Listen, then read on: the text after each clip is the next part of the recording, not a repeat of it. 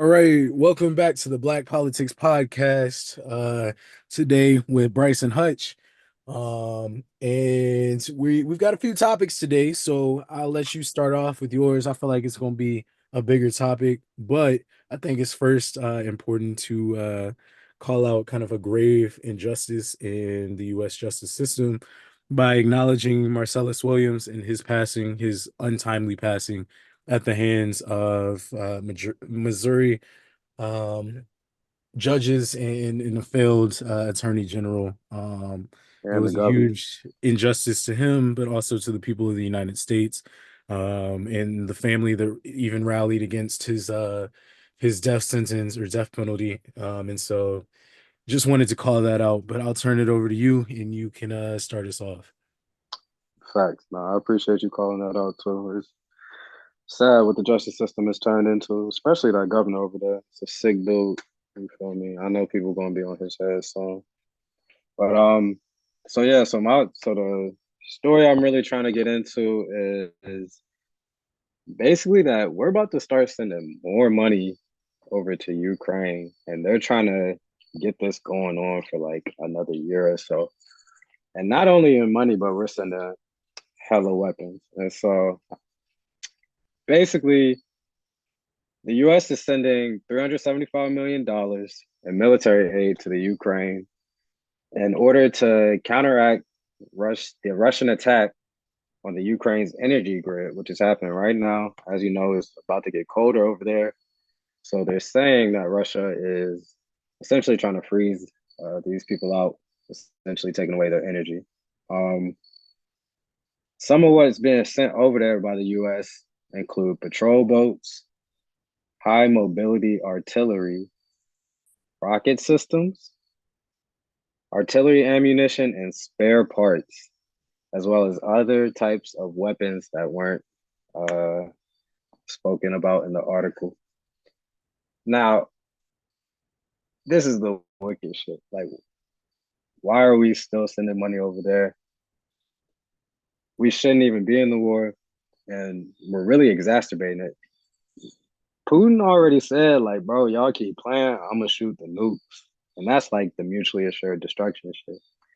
And I know if I was to shoot a fucking nuke, I'm gonna shoot all my nukes the first time because I don't want no motherfucker shooting back at me. So what you think that nigga Putin gonna do? He gonna let that bitch blow. Like, come on. The US is like, I don't know why we're exacerbating these issues and like domestically we're fucked up and then foreign like policy and politics we're fucked up too. Like this is my thing with and we're gonna talk a little bit later or on the next episode really about what's going on in the election and everything right now. But it's just there's been a lot of things grinding my gears. But back to the story. President Biden and bipartisan congressional leaders are basically looking to extend this program that allows the U.S. to send weapons to basically allies in need as well as money. And they look to extend this aid for another year, which is about $5.5 billion, billion with a B, in weapons. And so essentially, and basically they're trying to sneak this in. So this is also kind of like a domestic story as well, in the sense that they're trying to get this approved with the emergency spending bill that has to be passed soon. Basically, if the House and the Senate don't agree on this emergency spending bill by the September 30th, the government is going to go into a shutdown. We've experienced this a couple times now, but it essentially is just shutting down all government agencies, and that could just make people like lose out on money if you're in the military, or just prevent people from kind of getting their necessary services from those like government agencies. And basically, I see this as a ploy by the government because if we don't pass this bill, all these emergency agencies, all these other things are going to shut down and people aren't going to be getting paid and all this other shit.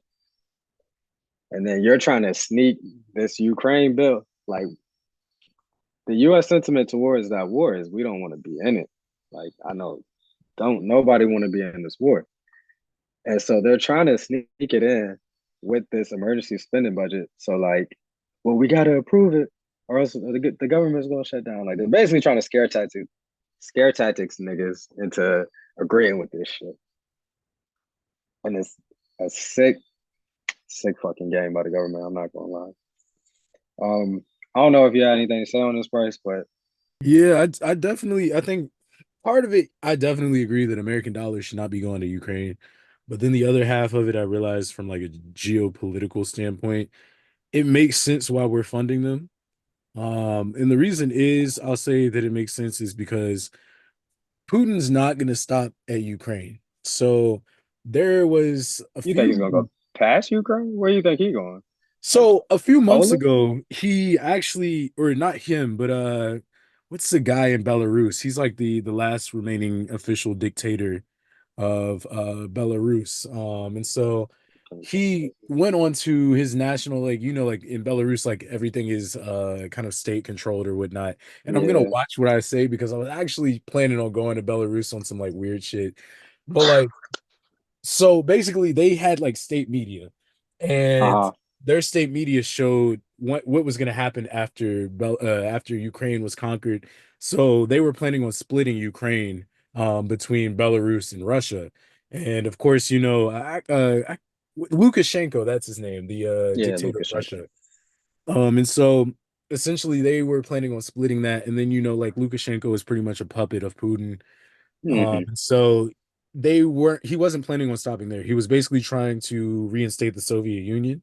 And so he was going to get Ukraine first, and that was going to be the first kind of stop. Well, And then, of course, hmm. the Baltics, because the Baltics are highly advanced and very Western now. Estonia, Latvia, and Lithuania, they are heavily involved in technology. A lot of startups and stuff are over there. So he was planning on going after um the Baltics, and especially because of Kaliningrad. So Kaliningrad is a little tiny piece of Russia that's surrounded by Western nations. So you've Hmm. got Poland and I believe it's Lithuania that surround Kaliningrad. And so that's their only access to a non-frozen port that they can use for most of the year because like most of Russia's people are on the western side of Russia. And Yeah. so, like the European side, if that makes sense. So Yeah. he wasn't just going to stop at Ukraine. It seems like he was going to go after He was more gonna try to take inside the Jersey. port. Huh?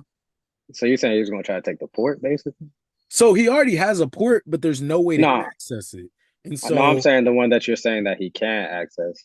Like yeah, yeah. So you like saying he's Russia already surrounded? has Yeah, Kaliningrad, yeah, but they can't access Kaliningrad because it's an exclave. So it's surrounded by Lithuania and Poland. So it's not connected to the rest of Russia. So that's like the main port that they get things into because it's like the European side of things as opposed to yeah. like the Asian side of the continent, So if you're that saying makes Russia sense. was basically gonna try to go take Lithuania and Poland back? Well, I don't know about Poland, but I definitely know that he was likely going to go for the Balkans because the Balkans are small countries with like 3 to 4 million people. And so he was likely going to go after them. And But then he's see, already at done that point, stuff. it's just like, why don't you?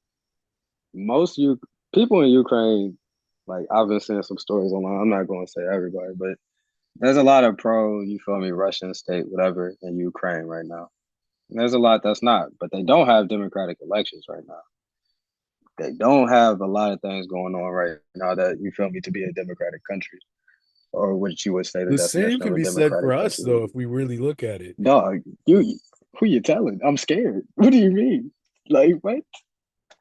Bro, we've been tweaking out at home too, militarization and police, all that. But it's like, why don't you just let Russia have it? If they go anywhere past that, shoot. They had some type of agreement since what the 1950s, whatever he said in that interview with Tucker Carlson. I vaguely remember it's been a while since I watched it.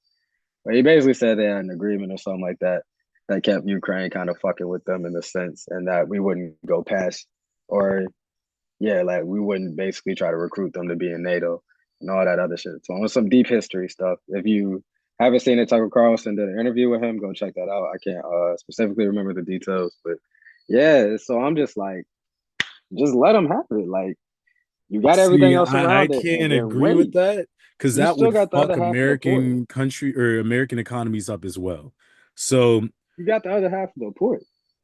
but the thing is that one that grants Putin an end to Europe. And then on top of that, just looking at like my own job and like previous jobs that I've had, we had a lot of workers in employees in Kiev. And so the reason Like, that it would screw up the American economy is because we do hire a lot of software engineers, a lot of developers, etc., in Ukraine and in the Baltics because like if you look at the tech landscape in the US, there's two main tech cities in the US. Or I'll say four. I'll be generous and say four. But the two main ones are New York and San Francisco. And then you got DC and Austin. But mm, for the most part, if you're working in tech, you're in one of those major cities. So in New York or DC or San Francisco, you're going to be paying for a developer. I know people that came out of college making 200K at these big tech companies. So oh, I think I went out. But like I like if you are paying 200K at these big tech companies essentially, you can pay somebody in Ukraine or in Riga, Latvia, you can pay them 20,000, 30,000, and it would be higher than the average wage, if that makes sense. So it would actually impact the US economy on top of just the whole land sovereignty thing. But then on top of that, I feel like once you get started with something like that, you're not going to stop if that makes sense. Like it's not going to be a thing where I Putin's like, feel okay, it, but then I've it's got just like Ukraine, let me stop here. at that point, you could definitely say, as the country, you will have full support from everybody to basically say, "Go fuck them up." You feel me? Like fuck them. Like I'm gonna go shoot some shit up, blow some shit up because I told you not. Like, all right, we let Ukraine happen. Cool. You got like you still got to work with us on our business shit because, like you said, there's a lot of tech over there. So obviously, our relations would still have to be somewhat, basically, essentially like Russians working over here in a sense. But if you go past that, bro, I'm gonna fucking blow your spot up. Like you feel me? Like that's like But we can't even do that. Russia has more nukes than we do. because of the yeah, valid. I'm gonna shoot everything I got, So dog. it's That's all really I a got for no-win you. situation. And That's so what like but I like that, get like it, we could like go I back would and love to forth, see that bro. money stay in the US. Like I think that could be used to, I don't know, feeding the kids that go hungry at school, making sure that no kid is going hungry, or Bro, like helping the student loan debt, giving we money got to domestic shit. HBCUs. That's what I'm Shit. saying. We got domestic shit. Why are we overseas? That's basically all this to exactly what you saying. Why are we overseas when we got shit at home? You feel me? Yeah, it's just that we feel Like like we have that's my take to with be it. the savior because no one else will step in, and that's really what the issue is. And because like I mean, realistically speaking, we're the world's largest economy. In the next few economies that make up like kind of the next bigger economies, they're all having issues. China Mm. is not a friend of ours, so they're not going to help. Japan has its own crisis to worry about. Like they have a demographic crisis right now, so they're spending all their money keeping or trying to like, ensure that they still have an economy going forward. The UK is like on the brinks of collapse. Germany has a lot of issues, like going back to like the energy crisis. They were one of the Mm. main countries affected by the energy crisis, and so they've got a lot of issues. And so we're the only ones that are actually in a good place to really kind of make a difference. So Are I'll we be in a honest, like good I don't want place? my tax money going to Ukraine, That's what I'm but I saying. can see why. And I think that in the grand scheme of things, I think you said it was like 5 billion.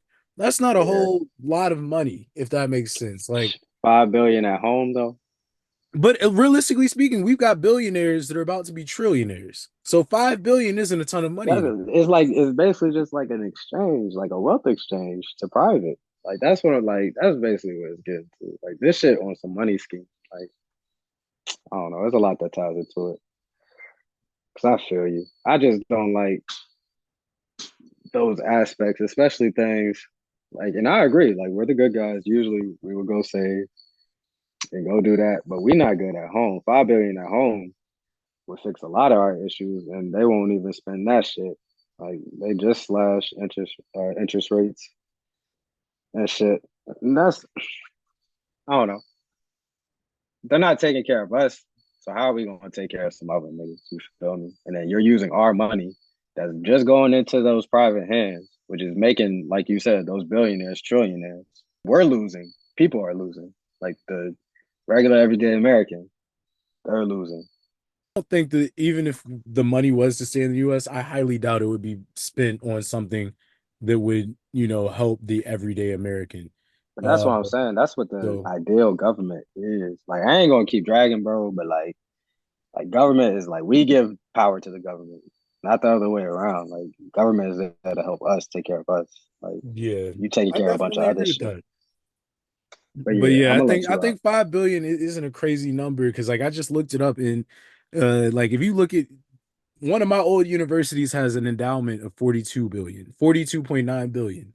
So That's fucking that's that's fucking roughly, crazy. Nigga. yeah, like and so that's not a crazy number. Like so like I I get that 5 billion would help us and just looking at like the state of Virginia has a 675 billion dollar GDP.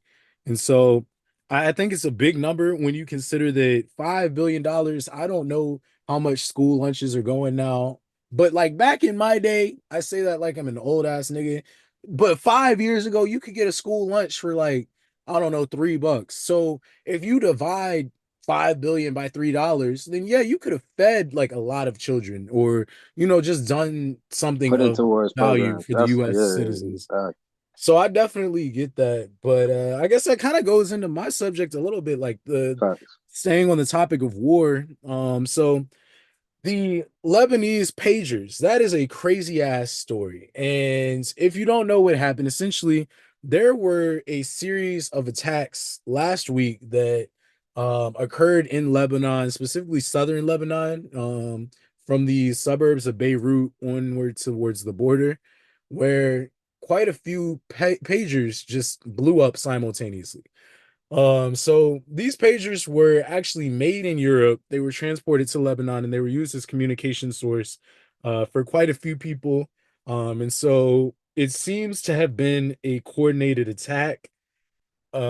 Israel has technically denied it. Their president denied it.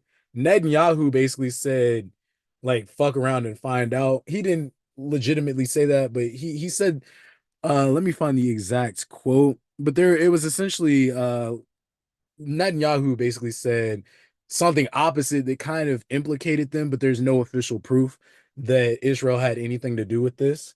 But it is very weird how that happens. So, of course, if you know anything about supply chain, it was supposed to go directly from, you know, Europe to Lebanon. And so there had to have been some level of tampering either through the supply chain or when it got to Lebanon. And essentially, these pagers blew up on kind of a coordinated time and affected quite a few people within Beirut and then south of Lebanon. And so it was very interesting because it it was coordinated, but no one knows where in the supply chain the pagers were compromised. And so that's the big thing.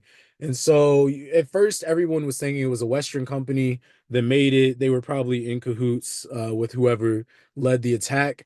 But realistically, looking at it, no Western country is going to want to be implicated in any type of attack like this because then it tells people, hey, for a certain amount, you can be bought. And that means that the products that we use by you could also detonate at some crazy time. So I don't think that it was the company in Europe. I think that it was somewhere along the supply chain.